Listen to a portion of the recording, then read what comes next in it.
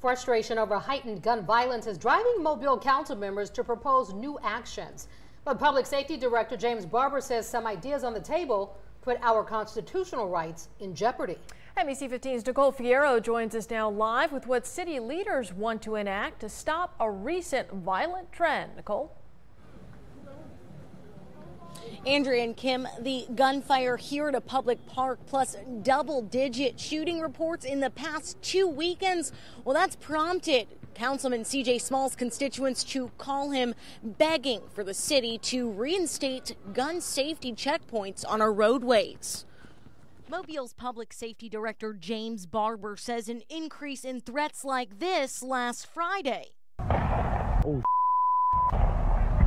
are a direct result of stolen guns, most being taken from unlocked cars. So these high-capacity weapons are ending up in the street, and they're ending up in the wrong hands of adolescents as well as criminals, and that's why you're seeing this huge increase in gunshots. Councilman C.J. Small and his constituents think the increase in violence has a direct link to our city cutting out checkpoints on our roadways. He says several years ago, officers would stop drivers and ask for licenses and insurance, keeping the community on their toes. It seems like since the city has stopped the checkpoints and jump out boards, that crime has risen.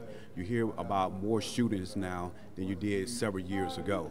And so I have citizens that's in my district have been pleading for the administration to start back the checkpoints. Barber doesn't agree. It's been our experience that there was very little effectiveness in these safety checkpoints. They were hugely inconvenient to the public. They were hugely costly to police because of the number of personnel assigned, and very few guns were ever taken from these checkpoints. Barber says our Fourth Amendment right dictates police can't just stop and search cars. There needs to be probable cause. You have to weigh the public convenience against whether or not it really serves a public safety interest. To cut down the number of guns stolen from unlocked cars, Barber is interested in working with C.J. Small on a different proposal. Attaching maybe to the permits, pistol permits that people get to carry these guns, that there could be some sanctions as far as the suspension or revocation of that permit if they're irresponsible.